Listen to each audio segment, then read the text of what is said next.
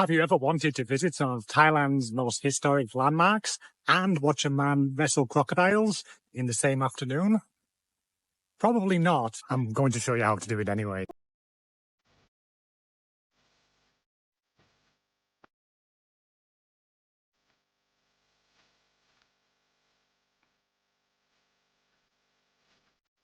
Today I'm in Lumpini Park and I'm going to be reviewing Samut Prakan Crocodile Farm and Zoo and Ancient City in Samut Prakan. First up, Ancient City, located 35 kilometers away from central Bangkok.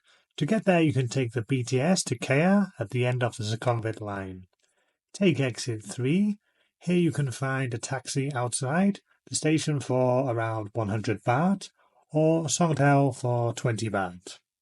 Probably the most important thing to do if you're visiting Ancient City is to book your ticket online. I used trip.com and it saved me 45%. When you arrive at the park, there are a number of ways to get around. We took the tram, so I'll talk about this one first. The duration is 2 hours and costs 80 baht. It takes you to 5 different places, which are the recommended highlights. The first stop is to Buddhavas, or the Substances Universe. You have about 20 minutes at each of the stops. For me, it's probably about enough, but if you want longer, look into other modes of transport. This part is in the free area, so you can visit this without a ticket. Notably, inside there is a replica of the Emerald Buddha from the Grand Palace. The second stop is the Samut Prakan Palace, Ayutthaya.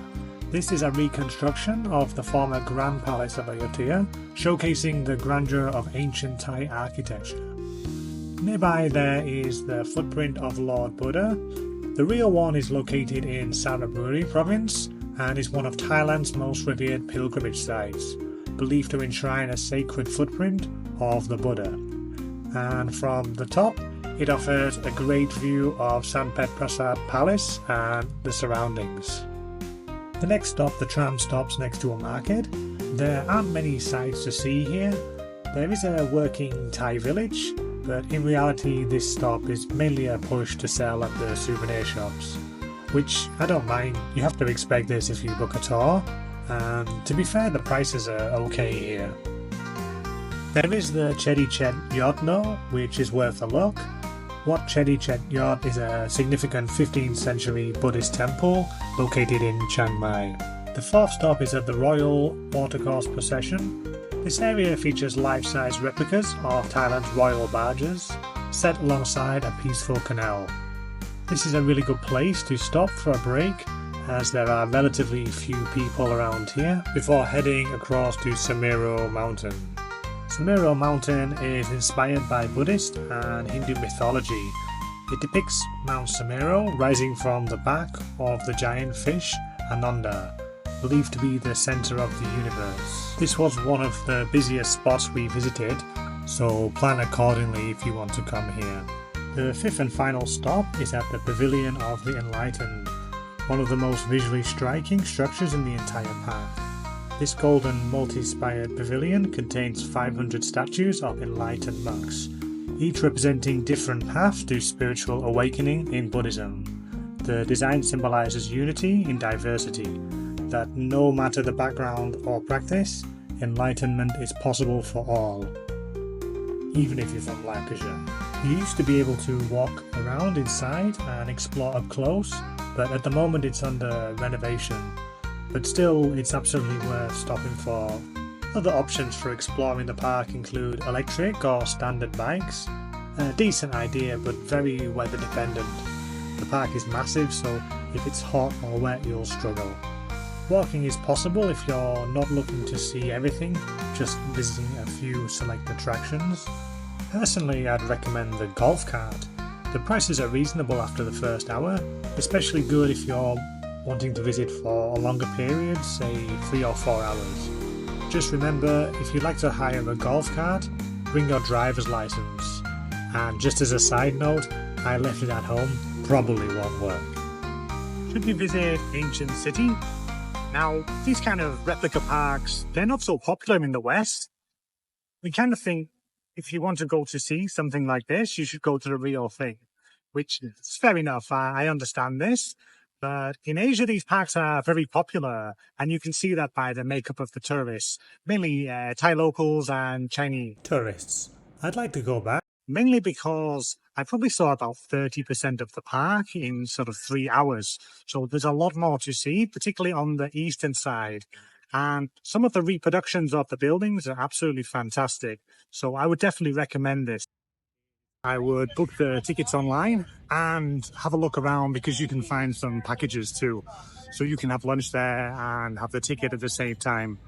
Also, if you're going to look to visit the Erewhon Museum, you can get combo tickets for both of these. Another tip is you can go and visit part of the area for free. So this is great if you're on a low budget. You can take the bus up there and visit some of the attractions in the centre. Next up, I'm going to be talking about Samut Prakan Crocodile Farm and Zoo.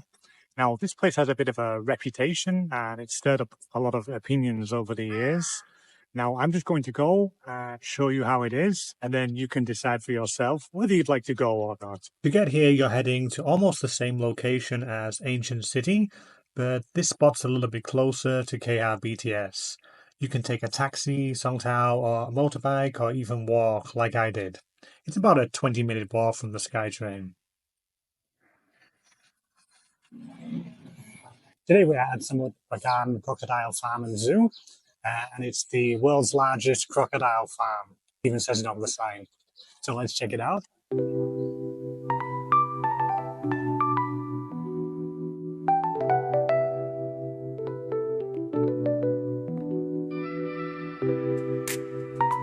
We're inside the park now.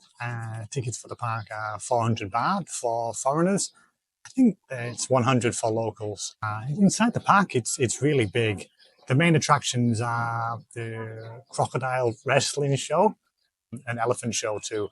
So you can see the times. I'll put these up on the screen. So most people time their visit so they can see these things.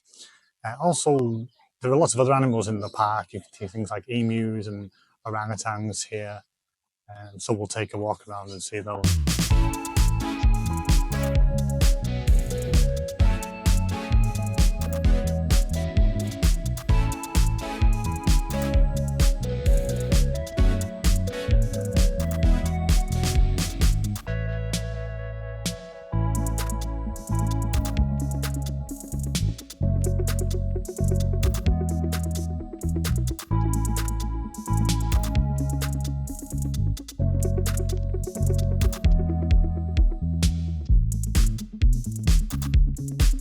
See around the park, there are some places where you can buy fruit and feed some of the animals. Now, I'm not such a lover of zoos in general, but what I'm really interested in is the crocodile farm over on the eastern side of the park. Here you'll find over 100,000 crocodiles, from tiny hatchlings to massive monsters. They breed them for their meat, their skin, and of course the shows. One of the most famous residents here is Yai, supposedly one of the largest captive crocodiles in the world, over 6 meters long and weighing more than a ton. I didn't see him on this visit. He's probably hiding somewhere, quietly judging everyone and waiting for someone to trip near the water. Probably the most brilliant and unnecessary sign I've ever seen. And that brings us to what's probably the biggest draw here, crocodile wrestling. It's intense, wild, and honestly, you'll not see anything like this back home.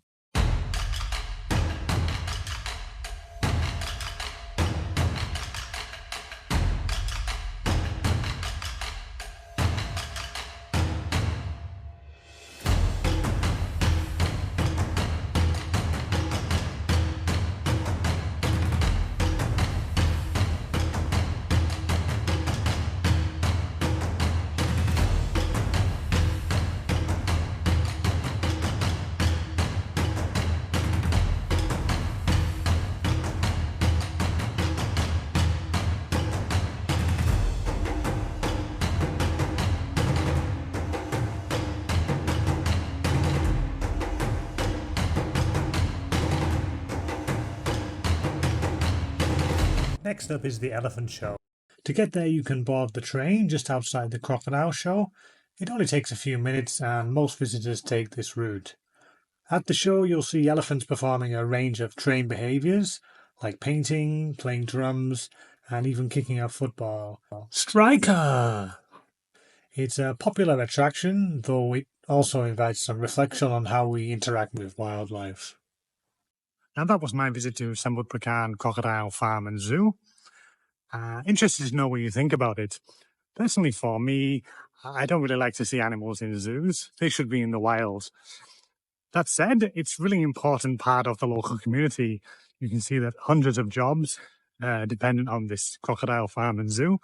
So I'll just show you how it is, and then you can decide whether or not you want to go yourself.